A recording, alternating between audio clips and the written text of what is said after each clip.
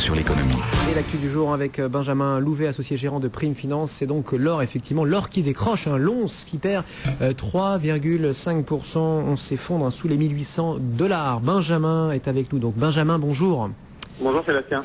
Benjamin, que se passe-t-il sur l'or? C'est logique pour vous, là, ces prises de profit? On marque une pause aussi sur l'or? Oui, on marque une pause. Il faut dire qu'on était monté extrêmement vite. Rappelons que au début du mois, l'or valait tout juste 1500 $. On vaut aujourd'hui, on a dépassé les 1900 $ en séance hier. Aujourd'hui, on revient au niveau de 1800. Je pense que l'or a besoin de souffler un petit peu. Il y a aussi une phase d'accalmie, je dirais, après la phase de crise grave que l'on a connue il y a quelques jours. Les marchés ont besoin de souffler, de se reprendre. Les marchés actions se sont repris et donc le fear factor qui fait aujourd'hui le prix de l'or a un peu diminué, donc l'or souffle, mais le potentiel reste là de façon certaine pour les mois qui viennent. C'est-à-dire la photo du jour, là, comment expliquer la dernière poussée? On connaît toutes les raisons, ce statut de valeur refuge, mais c'est vrai qu'on ne parle plus que de l'or là depuis quelques jours, avec ces seuils cassés 1600, 1700, 1800 et 1900 hier. Pour vous, est-ce que c'est raisonnable? Est-ce que c'est logique? Est-ce qu'on rattrape peut-être un retard? Parce que c'est vrai qu'on a coutume de dire qu'en termes de dollars constants, si l'inflation est corrigée, on ne retrouve pas encore totalement les niveaux des années 80. Oui, alors personne n'est vraiment d'accord sur le niveau que devrait valoir l'or en équivalent corrigé de l'inflation des niveaux de 80, mais ce qu'il faut bien voir, c'est que l'or est une valeur refuge. Les valeurs refuges aujourd'hui sont très limitées. Parmi les valeurs refuges, on avait le franc suisse également, sur lequel la Banque centrale de Suisse intervient régulièrement pour essayer de limiter l'envolée du franc suisse. On parle même d'un arrimement à l'euro, ce qui limiterait fortement son potentiel. On a le dollar, mais le dollar aujourd'hui est un petit peu plus chahuté. Donc l'or reste une valeur assez ultime et connaît un très beau potentiel. Et puis on nous dit que les banques centrales, Benjamin, là, pourraient passer des commandes records, en tout cas mettre dans leur caisse des tonnes records encore cette année. On est sur une tendance qui est très marquée effectivement du côté des banques centrales. Il faut savoir que depuis maintenant plus de 20 ans, les banques centrales étaient globalement vendeuses d'or.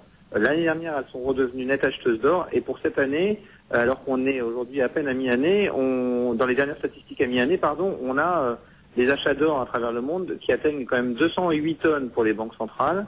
208 tonnes, il faut savoir qu'à mi-année, c'est un record. Le précédent record d'achat d'or par les banques centrales sur une année entière, c'était 1981, et c'était 276 tonnes ou 280 tonnes. Donc on est potentiellement sur un bon train pour pouvoir battre ce record. On a notamment toutes les banques centrales des pays en développement qui ont des grosses réserves de change qui augmentent régulièrement leur détention de métals précieux de façon à diversifier leurs réserves de change. Est-ce qu'on a été complet sur l'or ou est-ce qu'il y a un autre élément à aborder avant peut-être de s'intéresser ensemble au pétrole, Benjamin? L'autre élément à aborder sur l'or, je dirais, c'est que comme je le disais, la fin de l'année est encore très positive pour la demande. Il faut savoir qu'aujourd'hui, l'or, c'est une demande physique, c'est une chose, mais c'est essentiellement, on le disait, une demande d'investissement pour se protéger et comme valeur refuge. Et là, dans ce domaine-là, il ne faut pas oublier que les plus gros acheteurs d'or aujourd'hui dans le monde, ce sont les Indiens et les Chinois. Et les dernières statistiques qu'on a eues, en provenance de ces deux pays, qui ont été publiées par le World Gold Council la semaine dernière, c'est plus 25% par rapport au deuxième trimestre de l'année 2010. Les Chinois et les Indiens ont un attachement viscéral à l'or, et aujourd'hui, comme ce sont des pays où la croissance continue, on a une augmentation. Et puis on a en plus une déréglementation. On a eu dans les pays qui sont autour de la Chine, comme le Vietnam ou l'Indonésie ou la Thaïlande, on a le lancement de nouveaux produits pour investir plus facilement dans l'or. Il vient d'y avoir un ETF qui a été lancé sur l'or en Thaïlande. Tout ça facilite l'investissement dans l'or de ces pays et devrait créer une bonne demande et un bon soutien dans les mois qui viennent. Bon, on en vient au pétrole, les cours du pétrole, cet écart entre le Brent et le WTI, toujours important, même si ça se réduit un petit peu. Comment regardez-vous ce qui se passe? Il y a eu une belle correction cet été, là, puisqu'on parle le mot a été prononcé, de récession dans pas mal d'études sur ce risque. Pour l'instant, ce n'est qu'un scénario, même s'il n'est pas privilégié par l'ensemble des stratèges. Le momentum, quel est-il selon vous, Benjamin, chez Prime Finance? Le problème, c'est que la crise qu'on a connue en 2008 a continué à produire ses effets, et notamment la baisse très forte des cours qui sont passés de 145 $ à 40 $ au cours de l'année 2008 ont freiné très brutalement les investissements dans le secteur pétrolier. Et ces investissements, il faut savoir que quand on lance un nouveau projet pétrolier, on ne le lance pas du jour au lendemain, ça prend 7 à 8 ans. Et ces investissements sont en train de redémarrer petit à petit, mais on est encore très en retard par rapport au programme d'investissement qui était prévu à cette époque-là. Et donc on estime aujourd'hui qu'on a une hausse de la production qui est en retard de 2% par rapport à ce qu'on espérait en 2008 avant la crise.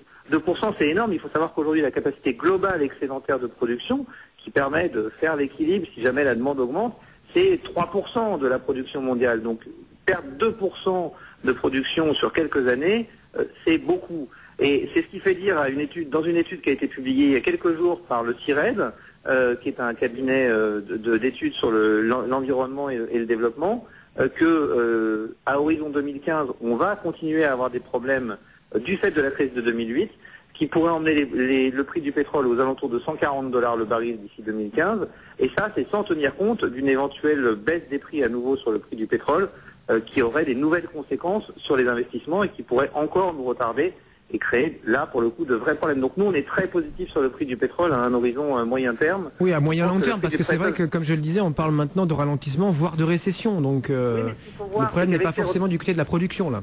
Oui, mais le problème, c'est qu'avec le ralentissement qu'on a connu sur le rythme de croissance de la production au cours de ces dernières années, oui. Aujourd'hui, en plus, on a eu un déplacement de la consommation avec une augmentation très forte de la consommation dans les pays en développement, notamment la Chine, ce qui fait que ces pays ne sont pas en récession. Ce qui fait qu'aujourd'hui, même s'il y a une récession dans les pays développés, et notamment aux États-Unis, l'Agence internationale à l'énergie le disait la semaine dernière, on aura quand même en 2012 une croissance mondiale de la demande de environ 700 à 800 000 barils. Donc on continue sur un trend d'augmentation de la consommation. Oui, on est encore, rappelons-le, sur quasiment 4% de croissance mondiale et globale. Merci.